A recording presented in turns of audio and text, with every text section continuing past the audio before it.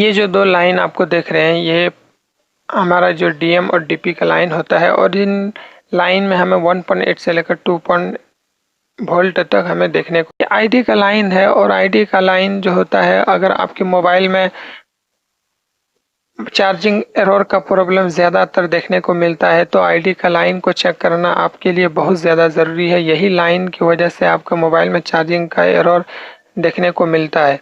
ये लाइन जो होता है ये 1.8 से लेकर 2.8 वोल्ट देखने को मिलेगा। हेलो दोस्तों, उम्मीद है आप लोग खैर आफियत से होंगे। My YouTube channel Hussain technical में आपका स्वागत है। तो आज की इस वीडियो में हम बात करने वाले हैं Redmi Note 6 Pro के चार्जिंग सेक्शन के बारे में।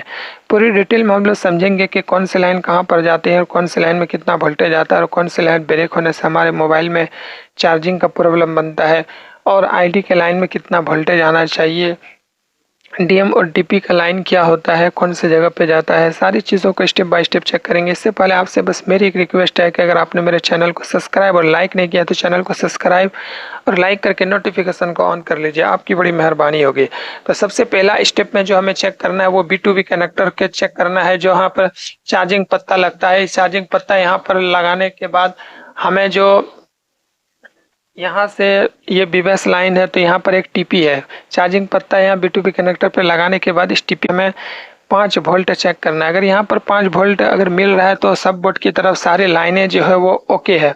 उसके बाद यहाँ से निकलते हैं और यहाँ पर जाते हैं, तो यहाँ पर कैपेसिटर लगा हुआ है, उसके बाद यहाँ रेजिस्टेंस लगा हुआ है, और यहाँ पर एक लाइन जो जाता है ये आईसी में जाता है। ये आईसी है ओवर वोल्टेज प्रोटेक्शन आईसी।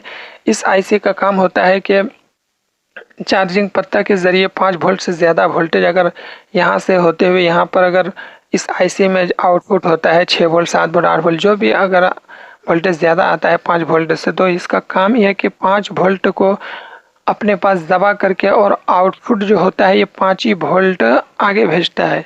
इसका काम है, ये OBP आईसी है ओवर वोल्टेज को प्रोटेक्शन करने के लिए। तो यहाँ से आगे जो आउटपुट 5 वोल्ट निकलता है वो 5 वोल्ट से ज़्यादा कभी नहीं निकलता है। आपके मोबाइल में ये ख़राब हो जाए और अगर आपके पास OBP आईसी नहीं है तो इसको बाईपास भी कर सकते हैं। तो अब हम आगे चलते हैं। इस कैपेसिटर वगैरह को चेक करना है। इस कैपेसिटर में सारी लाइनों को एक एक करके चेक करना है, सब में 5 वोल्ट देखने को मिलेगा। उसके बाद बीबीएस लाइन को ध्यान से देखें कि ये कहाँ पे जाके इनपुट होता है। तो यहाँ से होते हुए 5 वोल्ट इस आईसी में जाके इनपुट हो रहा है, और यही आईसी है जो चार्जिंग आईसी है। तो यहाँ पर एक और लाइन निकला हुआ है जो VPH पावर लाइन है, और ये 3.7 से लेकर 4.2 वोल्ट तक होता है। तो 3.7 वोल्ट यहाँ पर लिखा हुआ है, तो ये लाइन बन रहा है। उसके बाद यहाँ पर एक और लाइन चेक करना है जो बैटरी स्टोर करने के लिए बीबेड लाइन होता है। तो बीबेड लाइन हमारा यहाँ से निकल रहा है। ऐसा होता है कि 5 वोल्ट आउट इनपुट तो हो रहा है, लेकिन आउटपुट यहाँ बैटरी स्टोर करने के लिए बैटरी कनेक्टर पे जो लाइन जाता है बीबेड लाइन, वो यहाँ से नहीं बन पाता है 3.7 से लेकर 4.2 वोल्ट। तो बगल में एक VPH पावर लाइन भी होता है जहाँ पर 3.7 से लेकर 4.2 वोल्ट मिलता है। तो कई बार ये लाइन अगर मिसिंग रहता है और ये अगर लाइन परफेक्ट तरीका से सही रहता है, तो यहाँ से यहाँ तक जम्फर लगाएंगे तो आपके मोबाइल में चार्जिंग का प्रॉब्लम है वो ठीक हो जाएगा। उसके बाद अगर ये भी लाइन नहीं बनता है और ये भी लाइन नहीं बनता है, तो आपके मोबाइल में 100% ये चार्जिंग आईसी का प्रॉब्लम होता है। चार्जिंग आईसी को अगर आप रिवॉल्व करेंगे तो आपके मोबाइल में जो भी प्रॉब्लम है वो ठीक हो जाएगा। तो पहला स्टेप में बीबीएस लाइन को चेक किया, दूसरा स्टेप में ये VPH पावर लाइन को चेक किए 3.7 से लेकर 4.2 वोल्ट। अब तीसरा स्टेप में जो लाइन चेक करना है वो बीबेट लाइन चेक करना है। इस कैपेसिटर पर 3.7 से लेकर 4.2 वोल्ट मिलना चाहिए। कई बार कैपेसिटर ख़राब होने की वजह से हमारे मोबाइल में चार्जिंग का इशू बन जाता है। तो तीसरा स्टेप में इस लाइन को ध्यान से देखना है कि ये लाइन कहाँ पे जाके इनपुट होता है 3.7 से लेकर 4.2 वोल्ट। तो इधर पर भी बीच में कोई कैपेसिटर वगैरह नहीं है, और जा कर के सीधा यहाँ पर एक कैपेसिटर वगैरह पे सब जुड़ा हुआ है। उसके बाद इस टीपी पे हमें 3.7 से लेकर 4.2 वोल्ट मिलना चाहिए। ये बैटरी कनेक्टर है। इस बैटरी कनेक्टर में कई बार ऐसा होता है कि बैटरी अगर नहीं लगाएंगे तो 3.7 से लेकर 4.2 वोल्ट नहीं मिलता है। तो बैटरी लगाएंगे तो परफेक्ट तरीक़ा से आपका जो 3.7 से लेकर 4.2 वोल्ट मिल जाएगा। इस टीपी पे चेक करना है। तो यहाँ तक अगर आपने चेक कर लिया फिर भी मोबाइल का प्रॉब्लम बना हुआ है, तो आपको 2 लाइन और चेक करना है जो चौथा स्टेप में चेक करना, और ये लाइन काफ़ी ज़्यादा ज़रूरी होता है और ये डीएम और डीपी का लाइन होता है। डीएम और डीपी का लाइन जो सीपीयू से आता है, एक डाटा प्लस का लाइन होता है और डाटा माइनस का लाइन होता है। एक लाइन सीपीयू से हर जगह 2 लाइन जाता है, एक लाइन भेजता है और एक वहाँ से फिर रिसीव होता है। ट्रांसमिट और रिसीव के लिए 2 लाइन हर जगह जाता है, ताकि सीपीयू को पता चल सके कि वो प्रॉब्लम जो है वो वहाँ चार्जिंग आईसी सब कुछ ठीक है कि नहीं। जैसे यहाँ पर एक लाइन गया है, यहाँ से डाटा प्लस और माइनस का डीएम और डीपी का लाइन जो है यहाँ से निकलकर इस रेजिस्टेंस के ज़रिए यहाँ से होते हुए डीएम और डीपी का लाइन, इस लाइन में जो है 1.8 से लेकर 2 वोल्ट हमें देखने को मिलता है।